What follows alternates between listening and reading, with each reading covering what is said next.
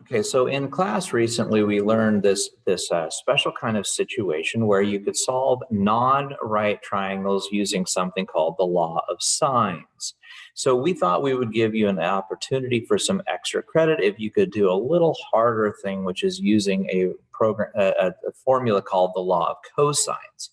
And it is a little bit tricky, but I'm going to lay that out for you and kind of show you how all that stuff works. So just so you're in remembering correctly, looking for my pen here, I wrote it down somewhere, is we know from the law of sines that we said that the sine of angle A divided by the side opposite angle A is the same as the sine of B over the side opposite angle B. In extension, the sine of C divided by the side opposite C. So if you didn't know that, we always label vertices, these A's, B's, and C's, with capital letters because they represent points in a plane. And then we just made a decision long ago that anytime you want to label something, we just use the lowercase version. So all of these lowercases would simply denote the length of those sides. And as it turns out, this thing, which is known as the law of sines, is really, really useful for solving problems that have lots of angles, like ASA. So as soon as you know two angles, you could use 180 to get the third. Or AAS. Similarly, you could do that using those two angles to get a third. The law of sines will help you solve all the missing pieces. You usually just have to do the law of sines twice to find all of the missing pieces. But as it turns out, using a special trick, you could actually go use and do the angle side-side or side-side angle case to use the law of sines to find the missing pieces there as well. But as it turns out, there's another version that I'm going to develop here called the law of cosines. And the law of cosines is actually useful for side, side, side. Now that's a problem because when you look up here, no matter what, I don't have any of the angles. And so there's no way for me to set this up in any way where I'm only going to have one variable. It looks like we should be able to do it with the side angle side, but as it turns out, no matter how you play it, you just cannot use the law of sines if you have a side angle side. And as it turns out, one more thing, we have this. So kind of fortuitous here. These two are definitely law of sines. These two are definitely law of cosines, but as it turns out, we have a choice of whatever version we like to use to find the side-side angle, also known as the angle side-side case. Now, this is bonus, so this is going to be a little bit tricky, a little harder kind of proof than some of the ones that we have done before. So I'm going to prove this, and then I'm also going to show you how to apply that. So this is going to be a little bit lengthy. So the first thing we do is we draw in an altitude. And the reason we like to draw in an altitude, and I purposely tried to make sure that this didn't look like an isosceles triangle. It could be, but it doesn't have to be. I'm going to call this H for height. That we call that an altitude. And so we're going to go ahead and write down some facts that I know based on this triangle. So for starters, the sine of C. So angle C is right here, and if I covered this up, the sine of angle C is opposite over hypotenuse, and that would be H over B, which if I were to cross multiply very quickly, I could get that B times the sine of C would be in fact H. That's pretty simple. And then if we were to look at the other triangle and take a look maybe at the cosine of C, the cosine of C is going to be the adjacent, but shoot, I don't have anything listed there. So just for convenience, I'm going to call this guy X and I'm going to call this guy Y. So notice that A right here would be X and Y put together. So I could say that the cosine of C would be X over B, adjacent over hypotenuse. And just like I did on the last one, let's cross multiply and say that that X itself would be B times the cosine of C.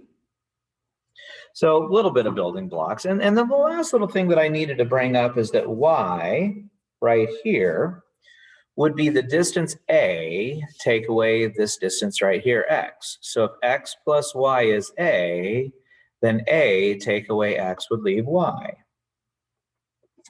Now, these are the three little formulas right here that are going to help me, or building blocks that are going to help me solve what I have coming up in a few moments.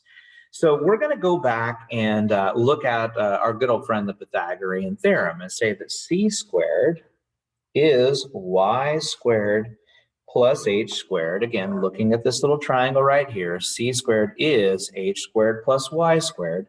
But we already have a little bit of room right up here. We know that y is a take away x. And we know that h is b sine c.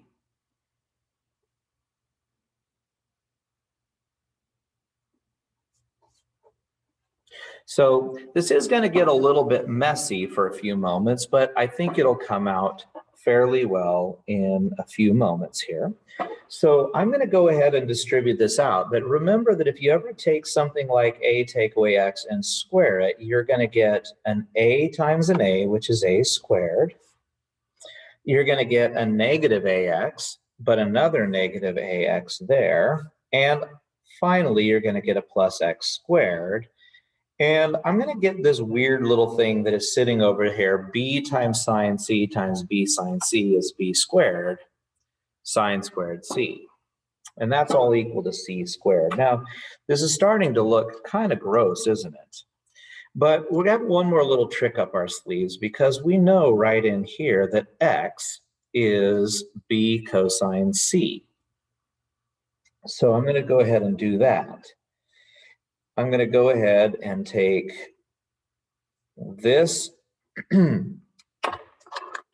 fix this a little bit, so second real quick.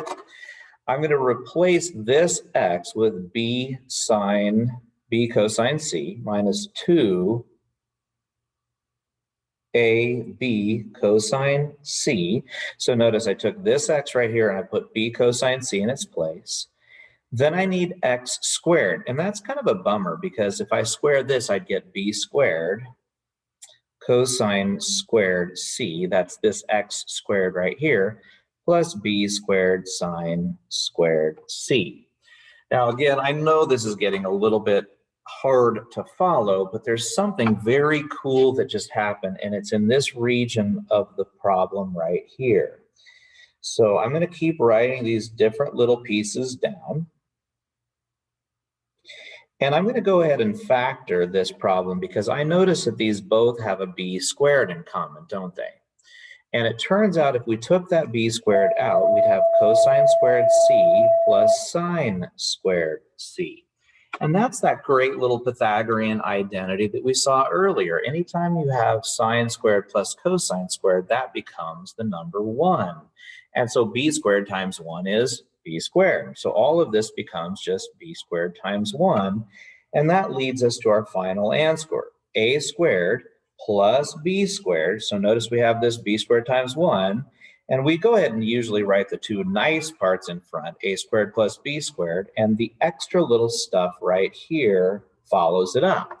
Now that really might look familiar to you. This does look like the Pythagorean theorem, doesn't it? That c squared is a squared plus b squared, but there's a little qualifier on here, because the Pythagorean theorem only works on right triangles, and this will actually work on things that are not right triangles. So pretty dang cool that we have this master formula that will solve bigger problems. But not only that, when you do the Pythagorean theorem, the rule is that C has to be the hypotenuse. This doesn't. C is just any side that I want it to be. And if we wanted to, we can restructure it and change our order around. You could say b squared equals a squared plus c squared minus 2ac cosine of b.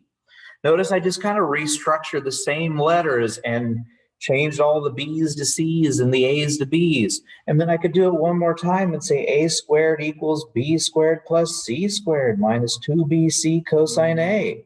That's kind of crazy. We have 3 different versions of the same thing. But as mentioned earlier, we can use that to solve side, side, sides, side angle sides, and angle side, angle side sides. And so here is a first problem that I thought I would do to help you solve that. So again, I don't know what C is. And so I tried to make this one kind of line up with the way I structured that problem originally. So C squared equals A squared plus B squared minus 2AB cosine of C. Maybe I should write that down here. C squared equals A squared plus B squared minus 2AB cosine C. That's the little formula that we had. And this is just all simple things that I could type into my calculator. Now, my calculator often goes back and forth between degrees and radians. So I'm going to model that and make sure that I'm in degrees first. But I'm just going to type that in. I have 5 squared plus 7 squared minus 2 times 5 times 7 times the cosine of 56. And I got 34.85. You can come on in. And then, of course, C squared is equal to that, but I don't really want C squared. I want to know what C is. So I'm just going to take a quick square root. And I got 5.9. I'm going to actually at 5.904. So C is 5.904. I'll write that right here. Now, this is a good answer, and I'm quite confident I did all right on this. But keep in mind, this is something that I kind of came up with. And so sometimes I like to use it, but sometimes I'll do it a little bit differently. So just to model the last little portion of this, let's say not only did I want to find C, what if I also wanted to find, let's say, the measure of angle A? Well, to find angle A, now I get to use the law of sines. And I could say then the sine of angle A divided by the side across from it, which is 5.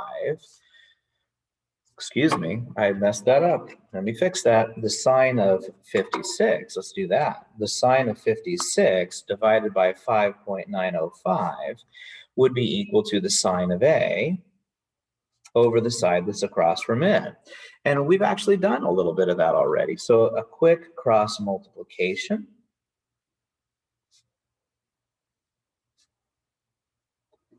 allows me to finish this problem. So I'm just going to go ahead and here, grab my calculator and take 5 sines of 56, divide it by 5.905. And I've got a pretty nice little answer. And I now know that the sine is equal to this. The sine of A equals 0.7019.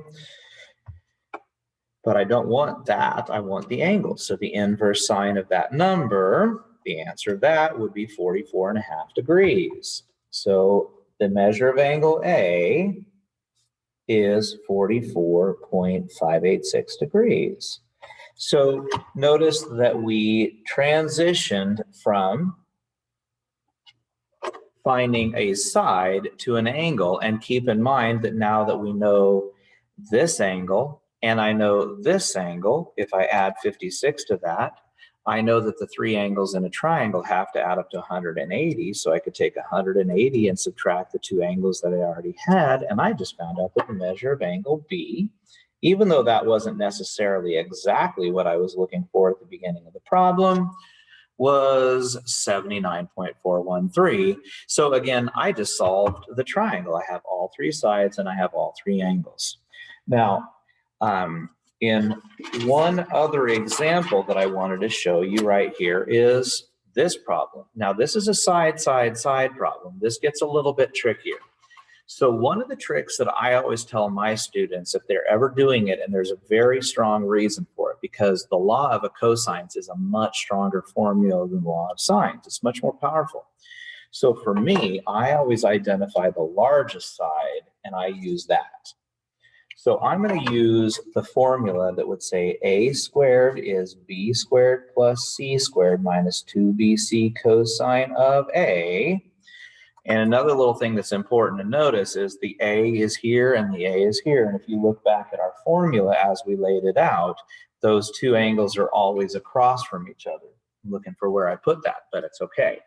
So I've got 18 squared is equal to b squared plus c squared minus 2bc cosine of a. Now that's a little bit scary. I don't know what a is.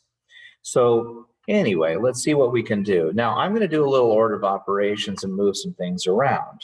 So I've got 18 squared, which of course is 324. This is 81. 13 squared is 169. And this is kind of a mess right here, but 2 times 9 times 13 is 234. Now, what I want to try to do is get this a all by itself. So I guess the next thing that would make sense is to take away 81 and 169 from both sides. So let's take the 324. Let's take away 81, and let's take away 169 from both sides.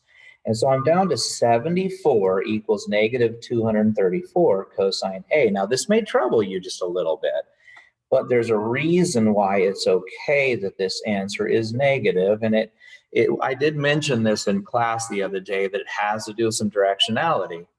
But now that I have this crazy fraction right here, I'm going to take the inverse cosine. So let's see, I'm going to take the inverse cosine of negative 74 over 234, and my calculator is going to tell me that the measure of that angle is 108.4 degrees. And I'm just this time going to go ahead and round it off to 1 decimal place, which is kind of cool. So I just actually found that this was an obtuse angle, 108.4. Now, I have not actually solved this triangle, but I'm getting better. I'm getting closer to knowing all of the bells and whistles. I have all 3 sides and 1 angle, but maybe I could use the law of sines to go a little further. So I'm going to take the sine of A divided by the side across from A, and let's set that equal to the sine of B, let's say this time, divided by the side that's across from B. So if I multiplied both sides by 9, and I'm going to go ahead and do one more little thing and type that in. I will soon. I was going to take it home and share them with my wife. Sorry, I just had a visitor show up. So, I'll be good. Okay, so I'm going to go ahead and type that in and say 9 times the sine of 108.4 divided by 18. I got an interesting little decimal. It's not anything fancy, but 0.474 is the sine of B. So all I have left to do is take the inverse sine of that. And I just found out that my angle that is left, measure of angle B, and remember that's not just a letter, it's the angle measure. That's 28.3 degrees. And so if I know that this one is 28.3 degrees, then of course, using a simple little calculation, take 180 minus 28.3 and minus 108.4. I just found that the missing angle is 43.3 degrees. And just it's worth mentioning that this actually kind of demonstrates one more time. Notice that the largest side is opposite the largest angle. The smallest side right here is opposite the smallest angle. And so that kind of agrees with what we have been teaching you over the span of the last few months. Now you'll see that that's a pretty long problem, isn't it? And that's why this is going to be a bonus assignment for you guys. So hopefully you can hang with it and solve a couple of problems that Mr. Wheeler has placed together for you. Hopefully you're able to follow what I did, and I hope you enjoy stretching yourself a little bit. And so I'll see you back in class.